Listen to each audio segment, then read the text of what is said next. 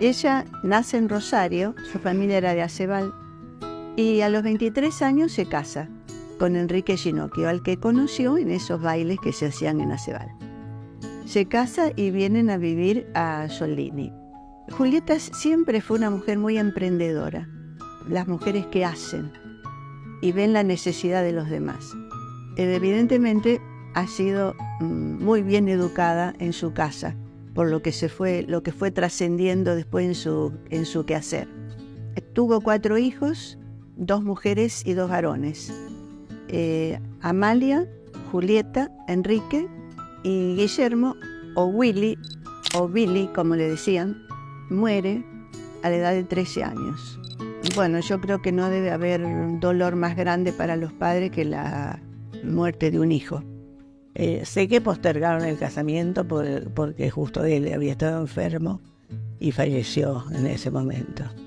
Pero no me parece una persona que hubiese sido una persona que se lamentaba siempre. No era ese tipo de persona. Habrá sufrido, sí, porque vestía de negro, desde entonces vistió de negro. Los 2 abuelos tenían un carácter de enseñanza, de tratar de que nosotros comprendiéramos las cosas felices y tristes de la vida. Cuando falleció una hermana mía, que era menor que yo, a los 15 años, la abuela me dice: recordá siempre que los hijos son los que deben enterrar a los padres. Y ahí te desarmaba, ¿viste? De Julieta, lo que todo el mundo ha comentado siempre, el hecho de que fue la primera mujer en santafesina y argentina en ocupar un cargo público, en una comisión de fomento, como se llamaba en aquel entonces. Julieta era una persona muy especial. Julieta inspiraba confianza, bondad. Julieta tenía esas cosas que muchas personas no la tienen, porque esa comunicación. Julieta te hablaba, te miraba. Era una mujer que brindaba, no sé, esperanzas. Julieta era una mujer que cuánta gente tuvo que ver con ella, puesto que Julieta estaba en todas partes. Que era una señora muy buena, muy amable, no tenía problema con nadie, ella conversaba con toda la gente. Julieta, sí, la veo con los lentes puestos en la cabeza, una señora muy amable, muy buena, muy sencilla era. Y eso que era la única Ginocchio, persona importante. Yo la conocí cuando nosotros vinimos a la Argentina, mi papá tenía carnicería y fue clienta. Y siempre para mí fue una mujer muy, digamos, perfecta en su ser, en su forma de actuar, muy inteligente, se la notaba. Y yo, curiosa, mi mamá me corría para que no escuchara, y yo me gustaba escuchar todas las conversaciones que se le hacía a Julieta. Y ella contaba cuando había sido elegida presidenta ya, que ya había pasado, pero venía todos los días, pasaba por casa a buscarse el diario La Capital, me contaba como que había sido maestra, que le gustaba enseñarle a los chicos, y más a lo de la zona, los que vivían en el campo, que no tenían posibilidad de acceder a la escuela del pueblo, y antes los caminos no eran lo que soy, era todo sulky o a caballo, muchos chicos. Tenía un carácter hermoso. Yo me acuerdo de él. Para mí, fue la persona más querida. Mi papá también tenía carnicería mucho antes de Borruso, y sí, venía a buscar carne, y era muy simpática, una mujer muy agradable, muy agradable. Julieta empieza a trabajar para la comunidad y, por ejemplo, solicita al gobierno de la provincia que instale en el pueblo escuelas Laínez.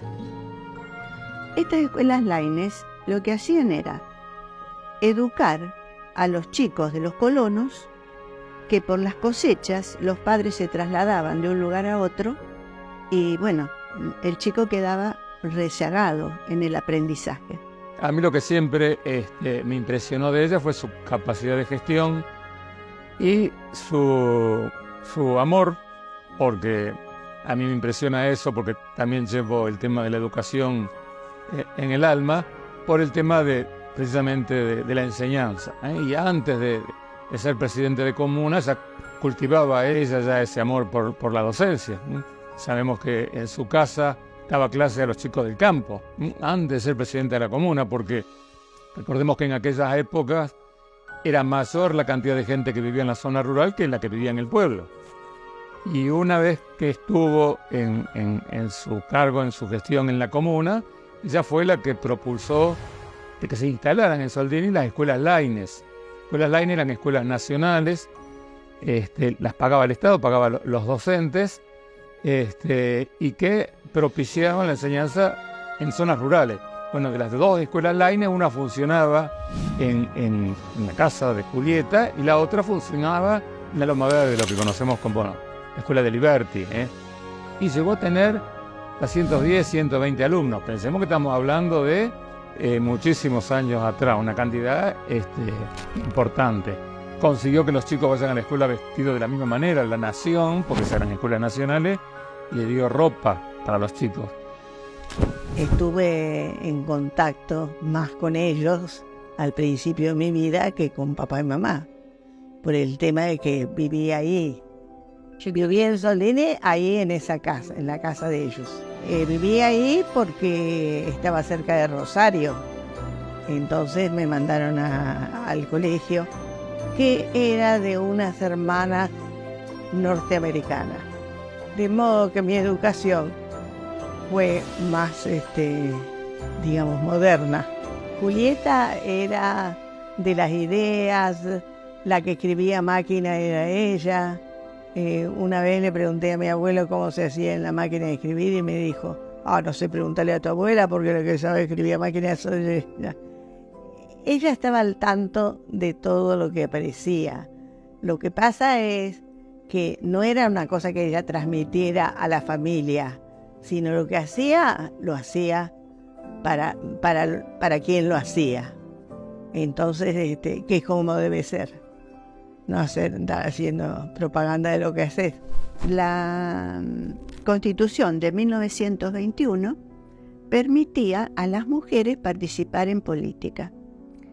Y Julieta es como que hubiera estado esperando esa cuestión, ¿no? Esa Constitución estuvo varios años en vigencia. Y bueno, Julieta aprovecha esta cuestión y se postula para presidente comunal. En esa Constitución que le dio lugar a ella a tener la posibilidad de ser electa, establecía que tenía que tener una profesión y tenía que ser propietaria. O sea, daba libertades y le dio la posibilidad a la mujer de acceder de votar y de ser elegida, pero tenía ciertas limitaciones, no era para todas las mujeres. De todas maneras, fue un hecho trascendental e importante. La propia abuela se encargaba de darnos todos los detalles de su actuación como presidenta de la Comisión de Fomento, que primero había sido por elecciones y luego por designación. Vamos a decir que como no figuraba inscripta en ningún partido, no podía participar porque tenía que estar inscripta en algún partido político. Entonces dejó. También interesa su capacidad de gestión, de hacer. Ella decía en algunos textos que por ahí he leído que ella no prometía algo en concreto y de hecho no encontramos nada escrito de cuál era su propuesta de trabajo. Y iba por un partido independiente y decía que ella iba a hacer, pero que quería modificar en Soldini. Tengamos en cuenta las prioridades que había en aquel momento, que no eran las mismas que de ahora. En el pueblo no había electricidad, la comuna era itinerante hasta ese momento, funcionaba según donde iban consiguiendo el alquiler de las distintas propiedades. Los caminos recién se empezaban a abrir, no había muchos caminos, entonces tenían prioridad en ejecución de caminos. Y fue muy votada por las mujeres, que era la primera vez que votaban acá. Hubo un padrón suplementario donde se inscribieron para votar, había que inscribirse una gran cantidad de mujeres, y ella sin duda hizo que tuviera casi el 73% de los votos en esas elecciones. Y los partidos tradicionales, ella iba por un partido independiente, los partidos tradicionales tuvieron que dejar después de unos cuantos años el poder a una mujer. Ella también participó cuando se inaugura el puente caminero que une Soldini con Piñero. Se hizo un fiestón en ese momento y concurrió gente de todos lados. Y ella era presidente de la Comisión de Damas, entonces siempre estuvo haciendo algo. 2 años antes de que ella fuera electa presidenta, se inauguró el puente Galaretto. Galaretto era una persona importante en ese entonces en el pueblo. El almacén de ramos generales que está al lado de la plaza, que fue de Lurachi, Ferracuti, pero fue de Galaretto, y se hizo una gran fiesta cuando se inauguró el puente, una fiesta importante en el arroyo. Es decir, hasta ese entonces Soldini y Piñero estaban separados. Entonces la construcción de un puente era sumamente importante. Consiguió que mucha gente donara, había que donar tierra, no solamente era cruzar el puente, sino las bajadas. Solamente un par de vecinos se negaron y se las tuvo que expropiar. Lo que me llamó la atención, que su capacidad de hacer y para facilitar que la gente pudiera llegar al puente, y las autoridades que venían de otro lado pudieran llegar al puente, hizo que el tren que habitualmente pasaba por Soldini, creo que pasaba 2 o 3 veces por Soldini, parara en el arroyo, bajara la gente y a la vuelta subiera y las trajera hasta Soldini. Y eso era difícil de lograr porque estábamos hablando de una empresa inglesa en ese entonces, y todos los funcionarios que había hablaban inglés. Pero ella, que no le tenía miedo a nada y estuvo en La Nación, muchas veces con gobernador, se fue a hablar con autoridades del ferrocarril y pidió eso y lo logró. A lo mejor ahora parece una anécdota común, pero para la época era sumamente importante que el tren parara hasta que transcurriera la fiesta, que duró hasta altas horas de la noche en aquel sitio, ¿no? Su primer hecho importante, y que fue reconocido en la provincia, y también hay alguna portada de Diario Nacional que así lo manifiesta, en hacer el edificio comunal. Ninguna comuna de la provincia hasta ese entonces tenía una casa comunal propia. Hablo de comuna, de comisiones de fomento. Fue la primera comisión comunal que contó con un edificio propio. Y lo más interesante, a mí por lo menos, que me resulta en esta época donde todo se demora y, digamos, hay muchos actos de corrupción, están en boca de todos, no solo mía, ella presentaba los planos. Ella entró en el 34, en noviembre, octubre del 34 presentaba los planos de Micheletti, que es un arquitecto muy conocido en Rosario. Muchísimos edificios importantes fueron hechos por él. Consiguió que gratuitamente le hiciera los planos en un terreno que donara Gran, también para eso. En noviembre lo empezó y en marzo lo inauguró. La obra salió 12.000 pesos, fue en un tiempo importante y no tiene características muy distintas, excepto las ampliaciones que se han hecho de la comuna a lo que tiene en la actualidad. O sea, su estructura básica se mantiene, no se tocó nada de lo original, solamente se ha ampliado. 12.000 pesos que salieron de recursos propios. No vino ni de la nación ni vino de la provincia.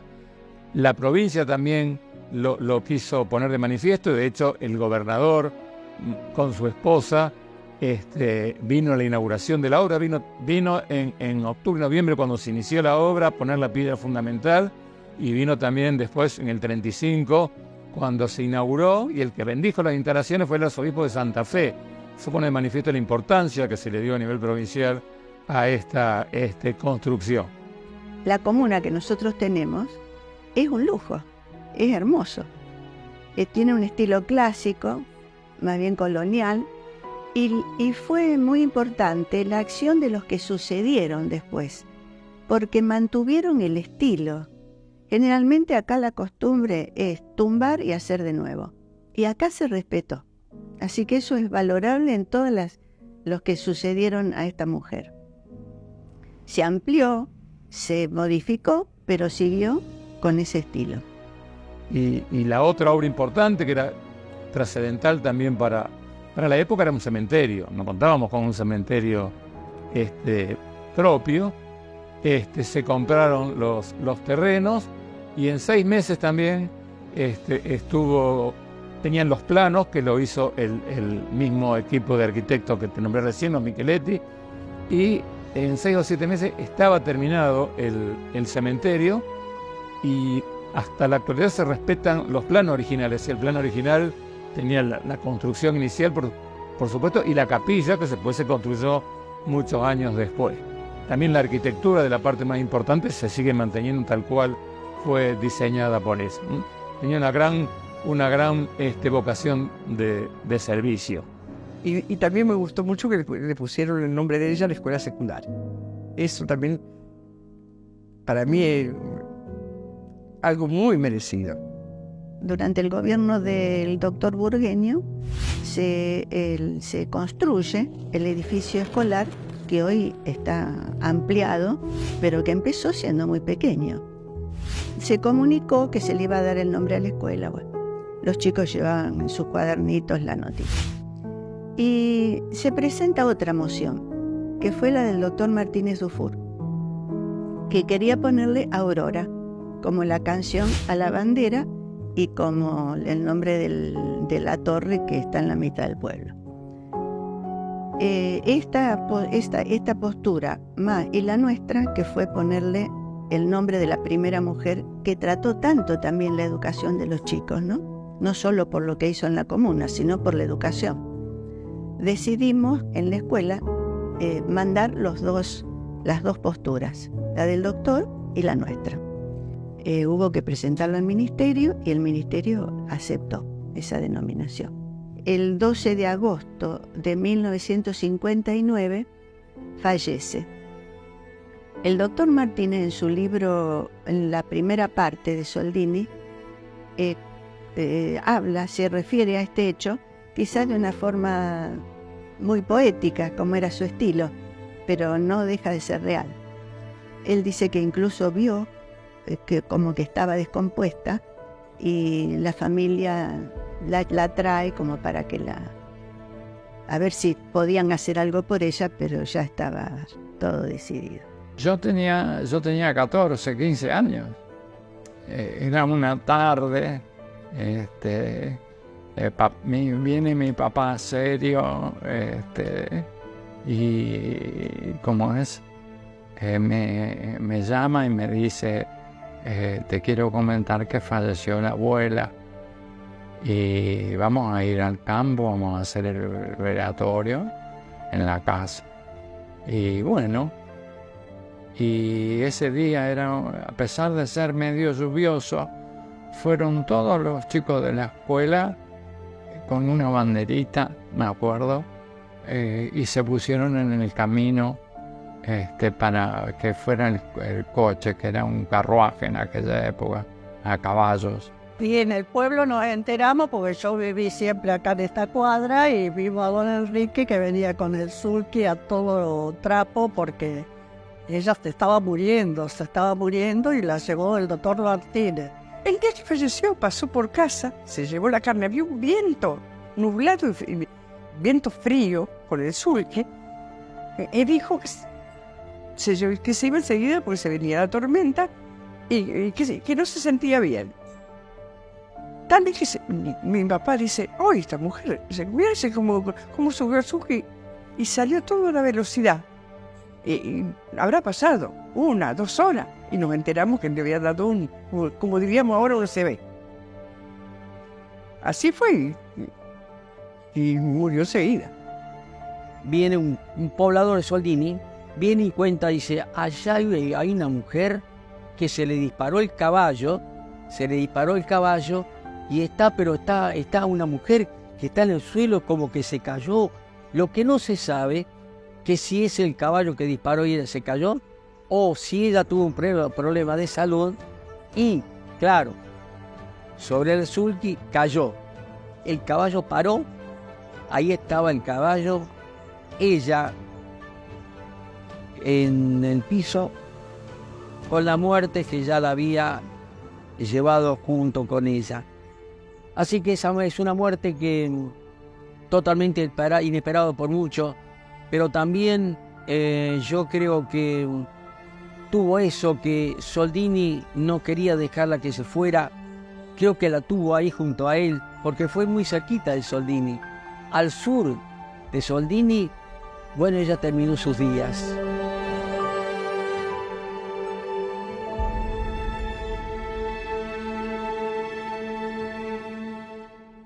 Tuvimos la suerte de tener a la primera mujer presidente de comuna del pueblo. En el país no hay otro caso hasta el momento. ¿Y quién nos dice que no sea también de América? Porque era muy raro que la mujer ejerciera un cargo político. Siempre la mujer era la ama de casa, que criaba a los chicos, que atendía a los peones porque les daban de comer a no sé cuánta gente. Y bueno, acá tenemos un caso del que tenemos que estar orgullosos y proclamarlo y contarlo para que se sepa. La abuela misma nos enseñó que hay que aprender, hay que perfeccionarse, hay que trabajar y hay que hacerse el futuro de esa manera, trabajando. Ella trabajó toda su vida. Pues yo le decía, abuela, ¿cómo hiciste para hacer, si nadie había hecho una comuna, si nadie había hecho el cementerio, si nadie había hecho ¿cómo hiciste vos? El que quiere puede, decía, el que quiere puede. Si vos te propones una cosa realmente, y está bien fundada, no tenés por qué parar, podés seguir adelante. Eso es lo que yo rescataría de ella. Porque en esa época, ¿sabés la gente que le habrá dicho, estás loca, te va a presentar?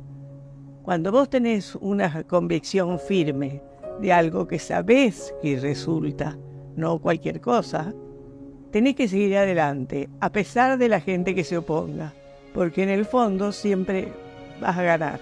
Era una señora que amaba a su gente. Su pueblo no era el suyo como patrimonio, pero el suyo que sentía, lo sentía como propio. Si yo tuviera que poner el título a un libro, ¿sabés qué le pondría? Julieta, la maestra de todos.